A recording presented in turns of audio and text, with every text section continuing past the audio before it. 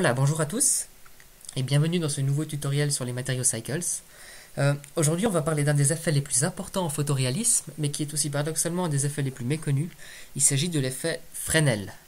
Donc l'effet Fresnel, qui s'écrit F-R-E-S-N-E-L, c'est un effet qui est présent dans tous les éléments du monde, mais qui n'est pas toujours très visible, on n'est pas toujours conscient qu'il est présent.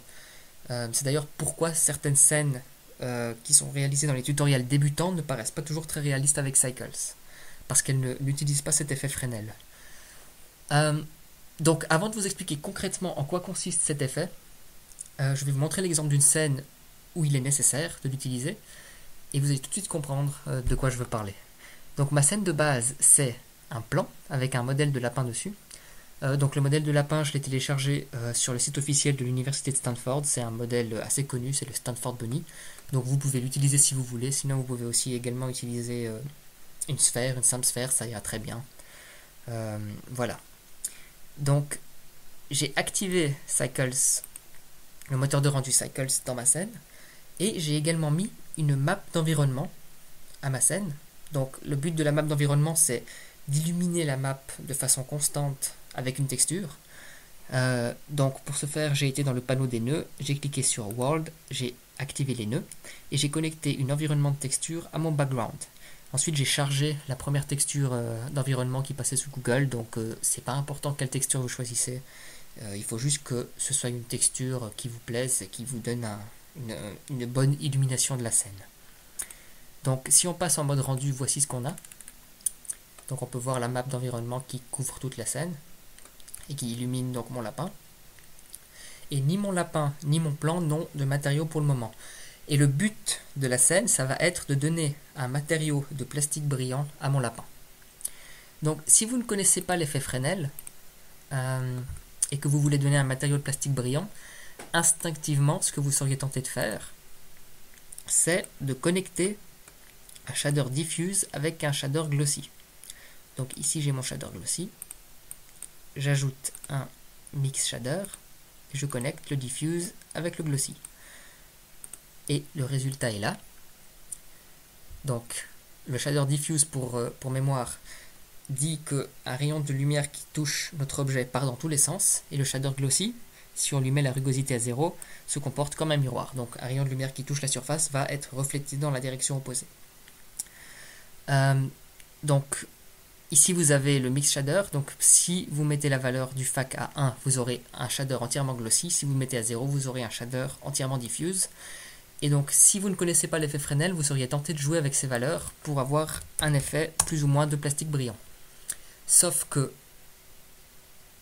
si vous regardez cette scène, vous aurez forcément l'impression qu'il manque quelque chose, qu'elle n'est pas parfaitement réaliste. Et justement, ce qui manque à cette scène, c'est l'effet Fresnel. Donc ici, nous avons l'image du plancher d'un gymnase, et cette image est très très caractéristique de l'effet Fresnel. Donc on peut voir qu'à l'avant du plancher, on a très peu de réflexion, alors qu'à l'arrière du plancher, on a une très grande réflexion. On peut carrément voir tout le mur se faire refléter dans le plancher. Pourtant, le matériau est le même. Le matériau n'a pas changé. Donc, comment ça se fait qu'on a moins de réflexion à l'avant qu'à l'arrière? Ça nous vient donc justement de l'effet Fresnel. Donc, l'effet Fresnel nous vient directement de l'équation de la lumière en optique, en physique, etc. Et il nous dit que plus l'angle entre la direction du regard et la normale de la surface est grand, donc ici on a la direction du regard, et ici on a la normale de la surface, plus cet angle est grand, plus la réflexion sera grande. Donc ici on a un petit angle, on aura moins de réflexion qu'ici, qui a un plus grand angle. Ici ça correspondrait par exemple à l'arrière du gymnase, alors qu'ici ça correspond à l'avant du gymnase.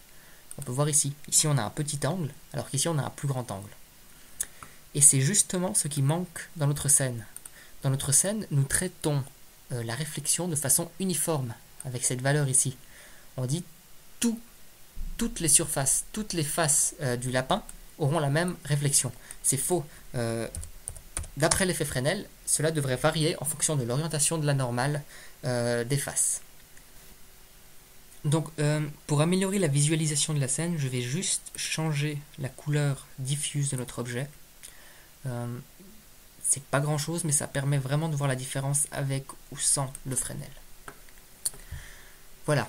Donc comment ajouter l'effet Fresnel avec Blender? C'est très très simple. Il suffit juste d'aller dans Add, Input, et là vous pouvez voir que nous avons un nœud Fresnel. Voilà. Donc que fait concrètement ce nœud Fresnel?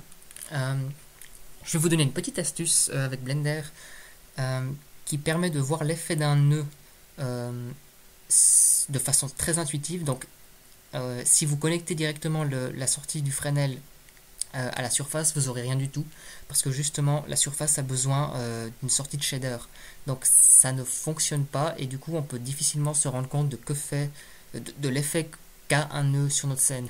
Donc si vous voulez vraiment voir l'effet d'un nœud, vous pouvez aller dans Fichier, Préférences, et dans le panneau des add-ons, vous tapez Node, et là vous aurez un petit plugin qui s'appelle Node Wrangler. Et le but de ce nœud, c'est de permettre la visualisation de n'importe quel nœud de façon très intuitive, donc en appuyant sur CTRL, SHIFT et clic gauche. Donc CTRL, SHIFT, clic gauche sur le nœud Fresnel, et ça vous créera un nœud intermédiaire qui vous sert à voir quel est l'effet du nœud Fresnel sur votre objet, donc sur votre matériau directement. Et donc on peut voir que le nœud Fresnel fait exactement ce qu'on a dit précédemment, c'est-à-dire que sur les bords, la normale est pratiquement perpendiculaire à la direction du regard, donc on aura une valeur blanche, une valeur de 1, alors que à l'intérieur, où la normale pointe directement vers la direction de notre regard, on aura une valeur très faible, donc une couleur de 0. Voilà, donc si je reconnecte la sortie du Mix Shader à la surface, nous avons donc le matériau qu'on utilisait précédemment, le matériau qui est faux, et nous allons essayer d'appliquer le Fresnel sur ce matériau.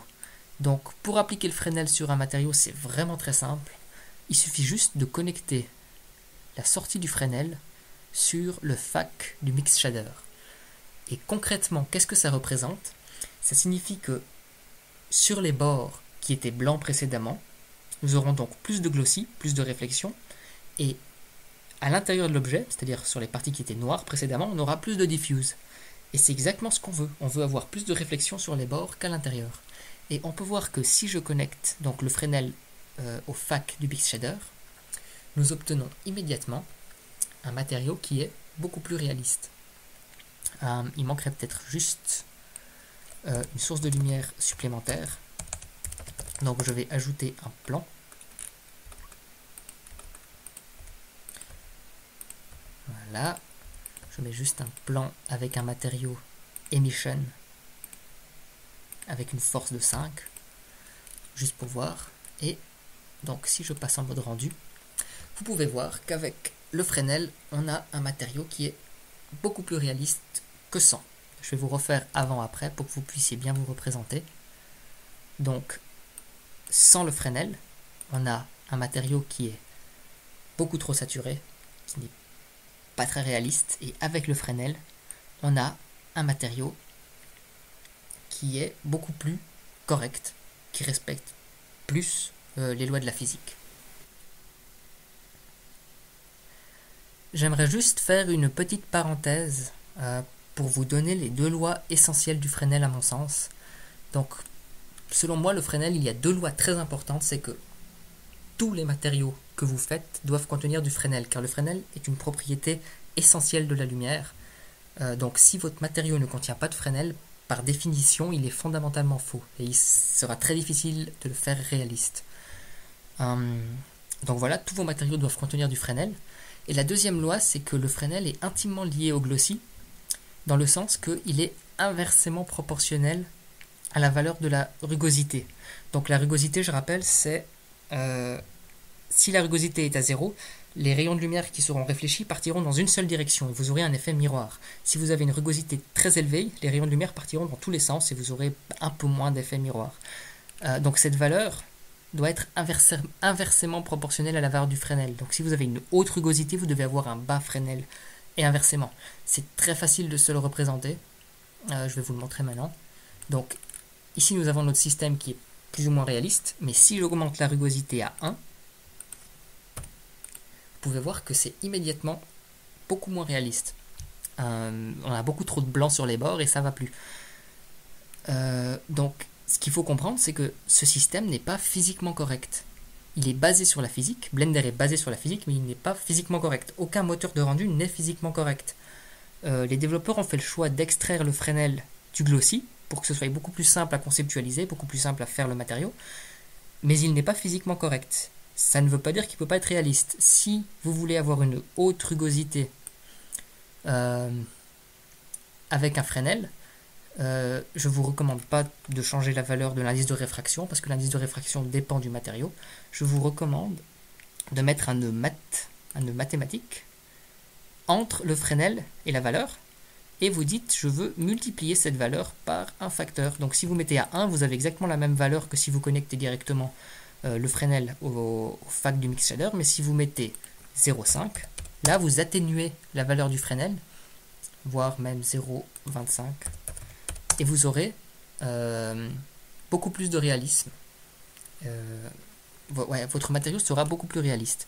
Mais je précise encore une fois qu'il n'est pas physiquement correct. Il n'est pas possible d'avoir des matériaux qui sont physiquement corrects avec les logiciels 3D. On peut que s'en approcher. Et là, c'est une approximation qui semble plus ou moins raisonnable. Voilà, donc j'ai restauré la valeur de la rugosité à 0 et j'ai remis le multiply à 1. Ce que j'ai encore à vous dire, c'est qu'on n'est pas obligé d'utiliser un diffuse shader. Fresnel et Glossy sont intimement liés, donc ils doivent toujours aller de pair, mais le shader du milieu, ça peut être n'importe quoi. Par exemple, si on veut faire un matériau pour un océan, on utilisera un glace et un Glossy avec le Fresnel. On peut également utiliser un subsurface scattering. Subsurface scattering, c'est comme un diffuse, sauf que les rayons de lumière qui touchent la surface vont également pénétrer à l'intérieur de la surface, rebondir dans tous les sens et ressortir de la surface. Donc je peux vous montrer un exemple de subsurface scattering qui donnera un autre effet à notre objet. Donc je vais dupliquer le lapin, je vais lui mettre un nouveau matériel qui sera dupliqué du matériel de base. Et donc celui de gauche, c'est celui qui est notre nouveau matériel. Je vais lui enlever le diffuse et à la place, je vais lui mettre un shader subsurface scattering. Je vais lui mettre une couleur un peu rouge également. Et voilà, donc ce sont pas les mêmes matériaux et on peut voir que donc celui de droite n'a pas de notion de profondeur, c'est-à-dire que les rayons de lumière qui le touchent vont immédiatement rebondir, alors que celui de gauche a une notion de profondeur dans le sens que la lumière pénètre à l'intérieur. On peut voir ici, bon, si on avait mis un peu plus de temps de rendu, on pourrait voir que cette région est beaucoup plus rouge que celle-ci parce que l'émission du plan se fait vers la droite et donc les rayons de lumière pénètrent à l'intérieur et donnent beaucoup plus de profondeur à l'objet. Si on le regarde par derrière, on peut voir que le plan illumine l'objet par derrière et que les rayons de lumière ressortent par l'objet. On peut voir que les oreilles du lapin sont beaucoup plus claires que la partie qui est un peu plus épaisse ici. Alors qu'ici, tout a la même profondeur, enfin tout a la même notion de profondeur parce que les rayons de lumière ne pénètrent pas. Ici, les rayons de lumière pénètrent.